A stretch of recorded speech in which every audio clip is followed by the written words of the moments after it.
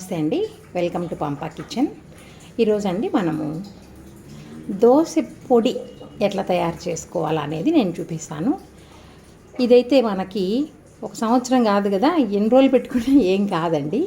మనం పిల్లలు ఫారెన్లో ఉన్నప్పుడు అట్లా పంపించాలనుకున్నా కూడా ఇది చాలా బాగా వర్కౌట్ అవుతుంది. మరి అది చేసి చూపిస్తాను ఈరోజు ఎలాగో. ఇలాగా ఒక ప్యాన్ పెట్టేసుకొని వెలిగించుకున్నానండి. నేను అన్నీ మీకు ఈ గ్లాస్ కొలతతో చూపిస్తాను. ఉద్దిపప్పు వేసుకున్నానండి, ఒక గ్లాస్ ఉద్దిపప్పు వేసుకున్నాను. షిమ్లో పెట్టుకొని మరి ఎర్రగా అయ్యేదాకంతా వేయించకూడదు, ఎర్రగంతా కాకూడదు. అట్లా అంటే కొంచెం వేడికి కావాలి, అంతవరకు వేయించుకుంటే చాలు. షిమ్లో పెట్టుకొనే, హైలో పెట్టారంటే అర్ధ నిమిషానికే ఇట్లా అంటే వేడైపోతుంది కదా. కొంచెం సిమ్లో పెట్టుకొని వేయించుకోవాలండి. నేను ఇప్పుడు ఏం చేస్తానంటే దీంట్లోనే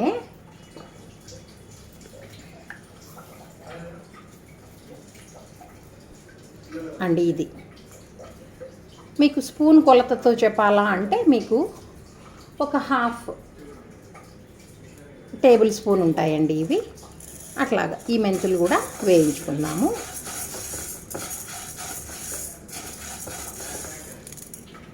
ఇంకా వెచ్చగా కాలేదండి, వెచ్చగా అయ్యేదాకా ఇట్లా పట్టుకున్నప్పుడు బాగా వేడి తగలాల, అట్లాగా అయ్యేదాకా వేయించుకుందాము. ఇంకా అట్లా పట్టుకుంటే ఇంకా వదిలేయగలగాలి, అంత వేడి ఉంటే చాలు.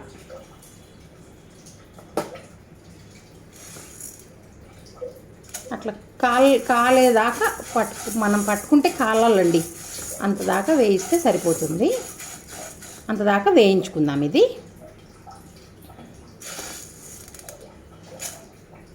కాలిపోతున్నాయండి, ఇంకా నేను స్టవ్ ఆఫ్ చేస్తున్నా.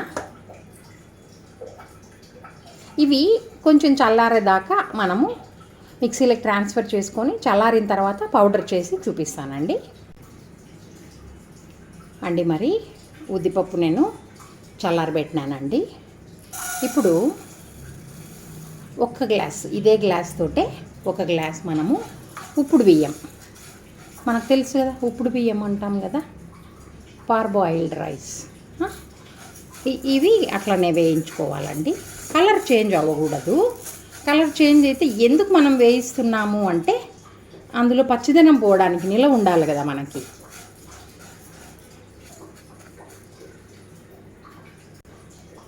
ఇది కూడా ఉద్దిపప్పు లాగానే వేయించుకుందామండి. ఇది ఎక్కువ వేగిందంటే తెల్లగా మారిపోతుంది, అట్లా రాకూడదు.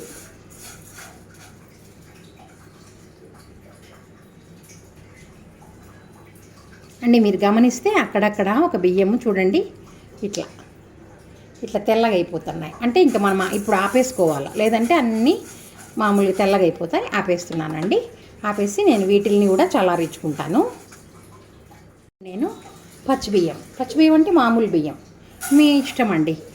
ఇవి మసూర బియ్యం వేస్తారు, లేకపోతే రేషన్లో ఉంటాయి కదా అవి వేస్తారు, మీ ఇష్టము. ఇలాగా 4 గ్లాసులు, నేను ఇప్పుడు ఒకటి వేసాను కదా, ఇలాంటివి మనము 4 గ్లాసులు బియ్యం వేసుకోవాలండి. మరి చూద్దాము. 2, 3, 4 గ్లాసులు అండి. ఇవి కూడా సేమ్ అట్లా పట్టుకుంటే వెచ్చగా అయ్యే వరకు వేయించేసి తీసుకోవాలండి. చూడండి, గమనిస్తే నేను ఆపేసాను, తెల్లగైపోయాయి బియ్యం కదా. ఇవి కూడా నేను సపరేట్గా ప్లేట్లో తీసుకొని ఆరబెట్టుకుంటానండి. ఇప్పుడు ఈ గ్లాస్తో చూడండి సగం గ్లాసు అటుకులు, ఈ అటుకుల్ని కూడా మనం అలాగే వేయించేసుకోవాలి. ఎక్కువంతా అటుకులు ఎర్రగా అట్లంతా కాకూడదు. అటుకుల్ని కూడా అట్లాగే వేయించుకుందామండి.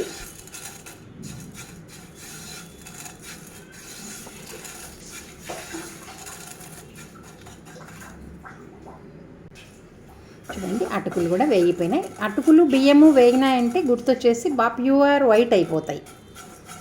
ఇవి కూడా సపరేట్గా ఆరేస్తాను, ప్లేట్లో చల్లారిపిస్తాను.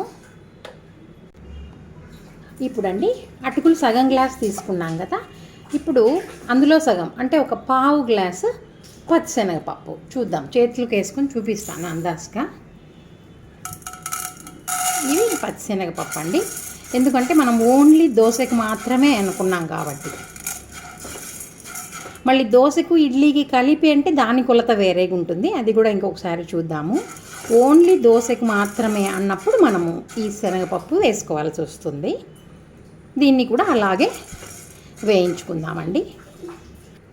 శనగపప్పు అండి మంచి వాసన వస్తుంది, వేగిన వాసన. ఇది కూడా ఆఫ్ చేసినాను నేను. దీన్ని కూడా చల్లారించుకుందామండి అండి. నేను ఇలాగా బియ్యము అటుకులు చూడండి, బియ్యము అటుకులు ఉప్పుడు బియ్యం చల్లారించుకున్నాను. ఇవి ఉద్దిపప్పు శనగపప్పు కూడా చల్లారిపోయాయి. ఫస్ట్ నేను ఇది చిన్న మిక్సీలో వేసేసుకుంటాను. ఇవన్నీ కూడా పెద్ద మిక్సీలో పొడి కొట్టుకొని వచ్చి తర్వాత ఏం చేయాలన్నది చూపిస్తానండి అండి. మరి నేను ఈ రెండింటిని మిక్సీ పట్టించుకున్నాను. ఉద్దిపప్పు అయితే చాలా అంటే చాలా మెత్తగా అయిపోయింది, మీరు గమనిస్తే. ఇది మాత్రం మనం కొంచెం నున్నగానే ఉండాలా, మరీ ఎక్కువ బరకగా కూడా ఉండకూడదు. చూడండి, అట్లాగున్నా సరిపోతుంది.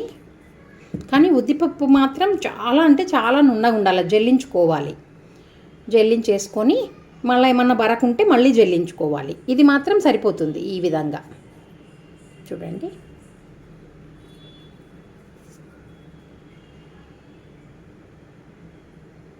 ఓకే.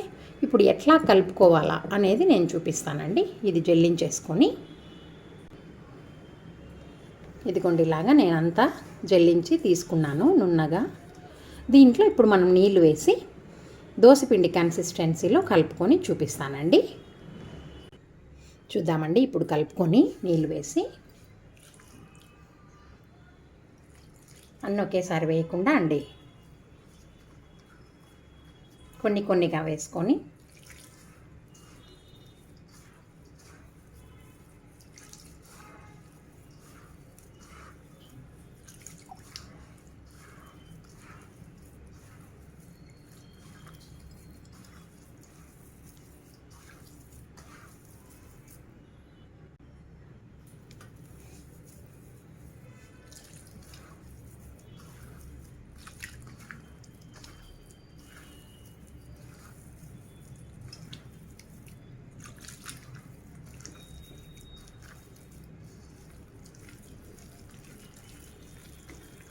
ఇట్లాగా మనం చూసుకుంటూ కలుపుకోవాలండి.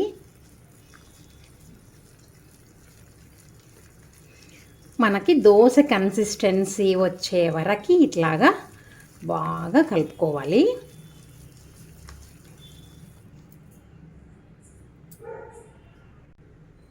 ఇదిగోండి, ఇలాంటి కన్సిస్టెన్సీలో కలిపేసి మనము పెట్టుకున్నామంటే మనకి పొద్దున్నే ఎలా పొంగుతుందో చూద్దామండి. మరి పొద్దున అయిందండి, దోసపిండి ఎట్లాగా పొంగిందో చూద్దాం ఒకసారి. చూడండి, బాగా పొంగింది కదా. ఇంకా మనం దోశ వేసుకొని చూద్దాము అండి. మరి నేను మనకు కావలసినంత పిండిని ఇట్లా కలిపేసి ఒకసారి, నేను ఇంకా సోడా పొడి అలాంటివి ఏం వాడనండి, ఉప్పు మాత్రం వేసుకుంటాను. ఎక్కువ అంత కలపకుండా కొంచెం అడుగు మీద నుంచి అట్లాగా తీసేసుకుందాము కావలసినంత పిండిని. చూద్దాం మరి పెనం కాలిపోయిందండి, వేద్దాము దోశ.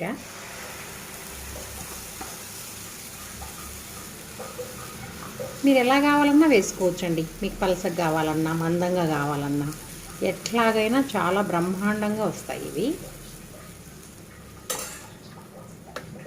హైలో పెట్టేసుకుందాము.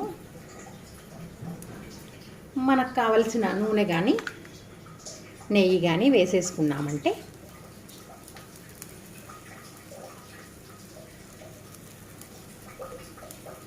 రెడీ అయిపోతుందండి దోశ. చూద్దాం మరి చూద్దామండి. దోశ చూడండి ఎటువంటి కలర్ కదా.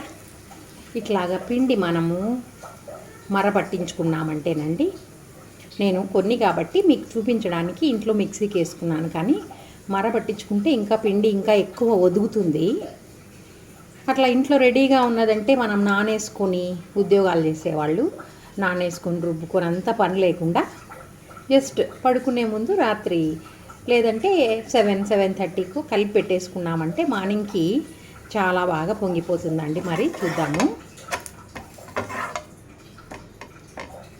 చూడండి, చాలా crispy and crunchy dosa ready. చూడండి, దోశలు రెడీ అయిపోయాయండి. చూడండి, ఇది చల్లారింటుంది.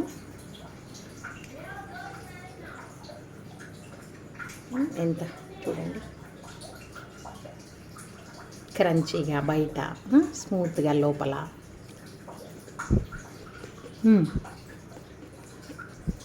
చాలా అంటే చాలా క్రంచీగా ఉందండి.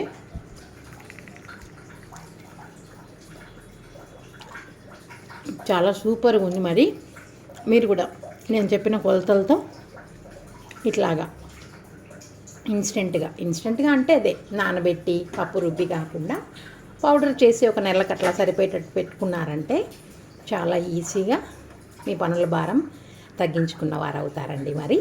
మరి మీరు కూడా ఇలాగ ట్రై చేసి ఎలాగుందో నాకు కామెంట్ రూపంలో తెలియచేయండి. బాగుంటే లైక్ చేయండి, షేర్ చేయండి. ఇంకా ఎవరైనా మన ఛానల్ని సబ్స్క్రైబ్ చేసుకోకపోతే సబ్స్క్రైబ్ చేసుకోండి. Thank you. Take care.